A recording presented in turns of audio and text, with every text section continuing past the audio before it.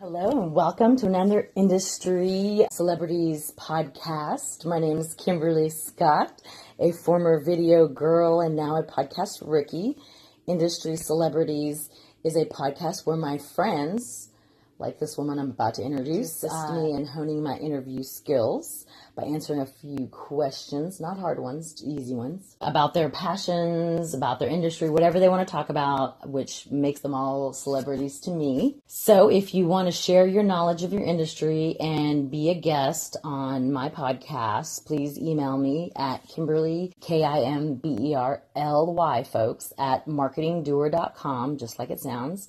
And you can listen to other episodes by searching within iTunes, Kimberly D. Scott, or even YouTube. I've got them there as well. And of course, all the social media handles, which I'll go over later. But anywho, so today's guest is a friend of mine who's the daughter of the godfather in the industry. Oh my goodness. Oh my goodness.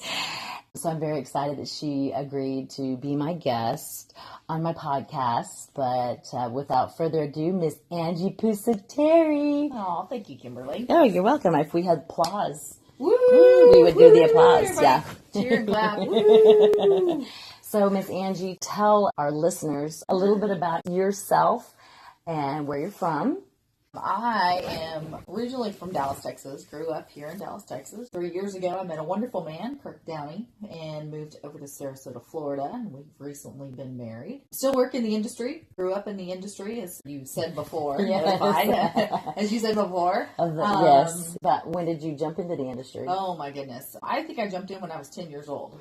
My dad actually brought us to all of the properties that he managed and supervised when he was working in property management. Ran around doing property inspections and that type of thing with him. And then as I got into high school and into college, I played soccer for my high school. I played club soccer. I played soccer in college. And so really the only jobs I could really get were during Christmas and summer. So I worked for my dad in his office or offices doing filing, doing, Monday morning reports, doing property visits. Fun stuff. Oh yeah. Back when everything was manual. You couldn't get anything on a computer. I had to do all the phone calls There was on Monday mornings. There was no internet? No, that's how old I am. There's no internet back then. It was me making all the phone calls, which was a lot of fun and really kind of grew up doing a little bit of property management, staying in property management. Did you work as a leasing person, legitimate leasing person, or just under your dad's, training and being your dad's helper? Great question. So I graduated from Texas Tech with studio arts degree. Oh, yes. My dad allowed me to do that. So I'm do underwater basket weaving and that type of thing. But super creative. Yes, you are. So in order for me to be able to do that, he said, go to leasing school. So there's another icon in the industry named Marie Madden and Ann Sadowski. Both of those ladies had some training classes going on back in the day. Where did you do your training class at AAGD? I did do my training classes at Okay. AAGD. Had some great instructors and just kind of sent me through leasing school. So my first job out of college was a leasing consultant. Wow. I had like 380 units in Garland, Texas. Scary property. I will say that out loud. Shout out to Laura Chick Miller, who was my assistant manager at the time. She was fantastic in giving me a little tutelage and sending me on my way. And then really got bit by the real estate bug after that. Became an assistant manager at a property, and then Jolie Corbell. She was awesome at giving me the opportunity to be an assistant manager, even though I was a little dyslexic. She had to double check my numbers and double check my numbers. We drank a lot of coffee and were up late nights, but really helped me get through it, and then became a manager at a property. And then people started noticing my artistic talents when it came to doing mini models and that type of thing. And then I became a troubleshooting stud bucket, if you will, marketing and training director for several companies. Cool. Helping with lease ups and bringing, new properties out of the ground and going to rehab properties. Is that where you were with ING? I was with a lot of companies. Oh, yes, okay. I was like, I I just mentioned because they're not really in the property management business anymore, right? They got acquired or something happened. Anyways, I thought that was the safest one to mention. My resume's on LinkedIn. Yes. It's all there. I spent some time with a lot of great companies. Okay. I learned a lot from each one of those. So how did you get from the owner side to the bright side of supplier partnership? The fun side, The fun right? side, yeah. So My dad actually invested in a company called RentDebt Automated Collections, and I know them well. That's when we first met. And came to me and said, "Hey, if you're looking to make a change, let's come on board and do some sales for me." And I did. I made the jump. It was rough at first, because if you listen to Kimberly's podcast, Damon talked about being on the inner circle, and then all of a sudden you're on the outside of the circle, and it's a little awkward at first. Why do you think it's awkward? Because you're on the same side with property management folks, and then all of a sudden you make a switch to the supplier side, so then you become that seller, that person that comes after, that's maybe a little persistent or aggressive or like a dog on a bone or that type Whatever of thing. Just over aggressive with your sales technique. So I really took the approach of really just kind of reaching out to people and talking to them about this product. I didn't ask for the sale. I didn't do anything like that. I just educated them. Just wanted them to let them know what I was doing, and was able to get a lot of contacts that way. I was going to say, you have a lot of relationships. I mean, your family is very iconic in the apartment business. I mean, it would be hard for you to get anybody to take an appointment with you. Was it hard? Or, besides the awkwardness feeling? At first it was hard. It was, the ask was, a lot of these folks I grew up with. And so it was like going in and asking your dad or your mom or your aunt or your uncle for a meeting. And sometimes it was easy. Sometimes it was hard. And sometimes it was, hey, I'm not the decision maker for this particular process. You need to go talk to somebody else. So it was longer. It was a little longer, a little more, in depth or detailed than I anticipated. But, you stay persistent with things like that. And you find out who your decision makers are through the contacts you have. Yes. I think the one thing that really helped me in making that transition was leaning on my supplier partners. Oh, yes. The friends that I had made that were taking care of my accounts when I was in property management. When I made the jump, those were the folks I had leaned on for advice, for connections, for contacts, introductions, all that type. And really for me, my supplier network, my network of friends and family, allowed me to get done what I need to get done. Mm-hmm. Yeah, I always tell new people coming in the industry that if you don't know anybody on the management, owner, operator side, you better get involved in your local apartment association. And then you need to network with your suppliers. You were the one who gave me that advice about networking with suppliers, because I knew one person when I got in the industry. And then I was blessed to have a booth right next to yours at our first Dallas Apartment Association trade show. That was fun.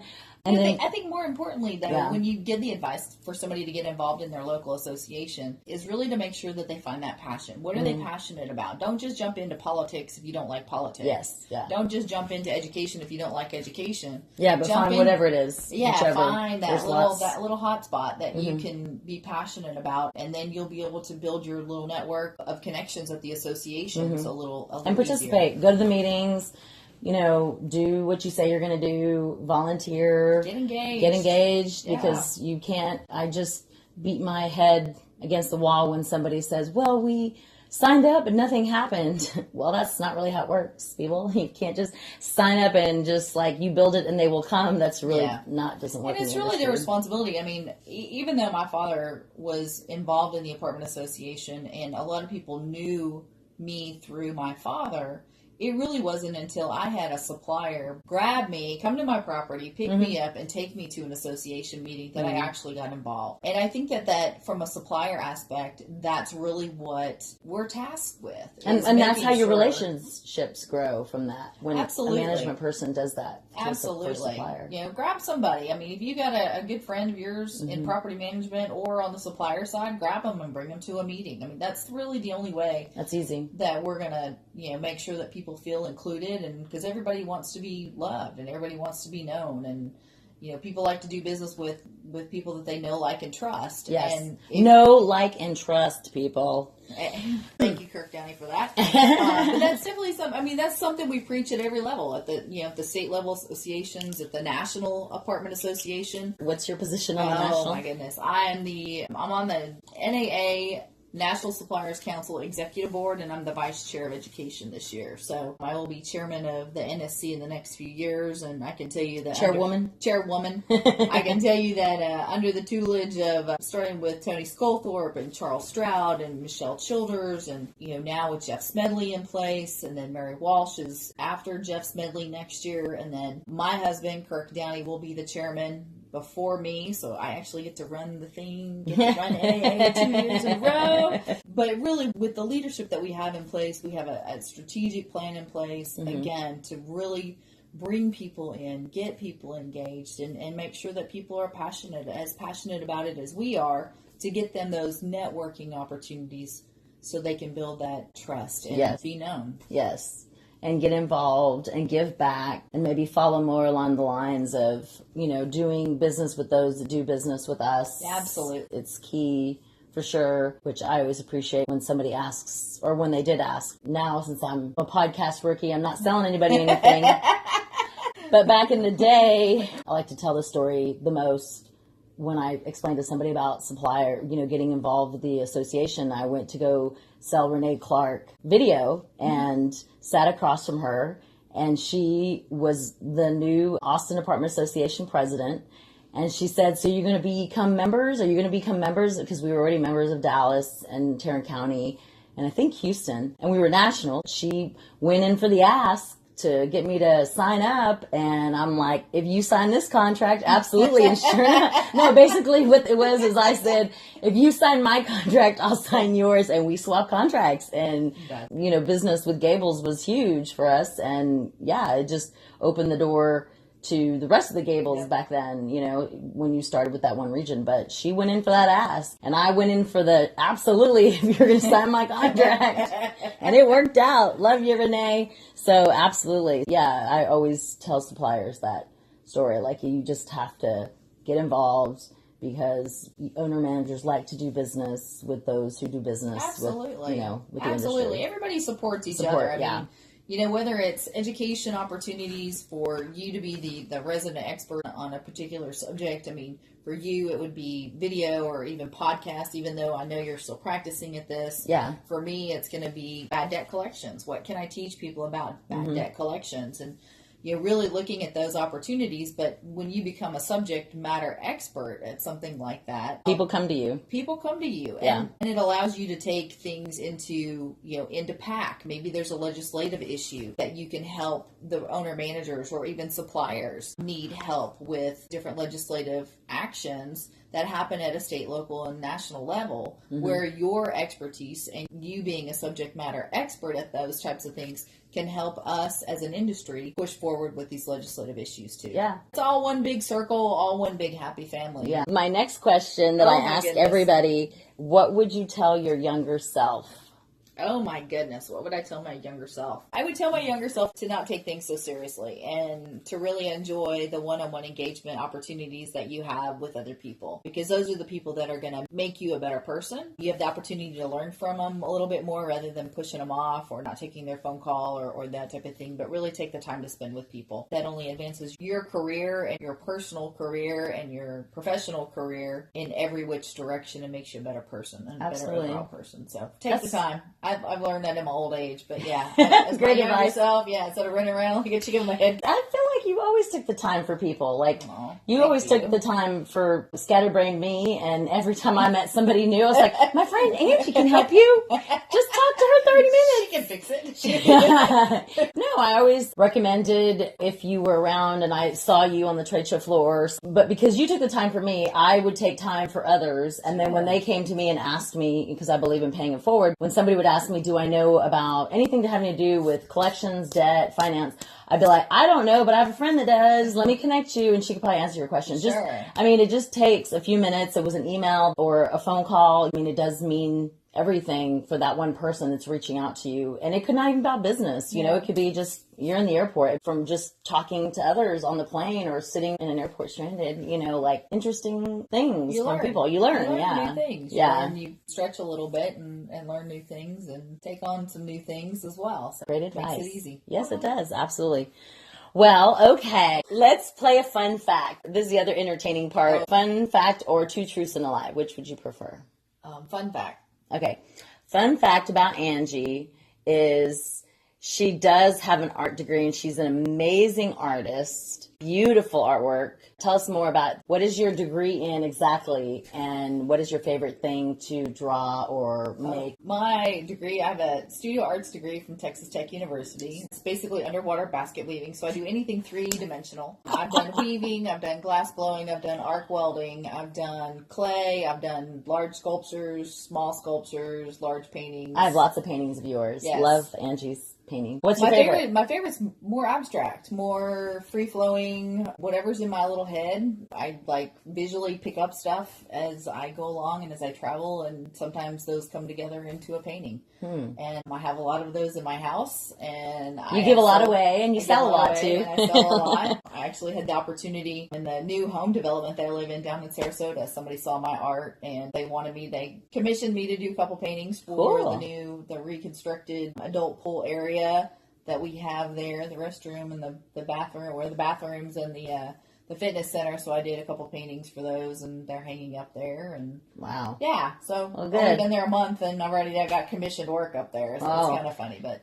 Well, there's a lot of people out there that need some artwork because I've seen some of the Florida artwork. No offense to anybody, but I lived there for 2 years.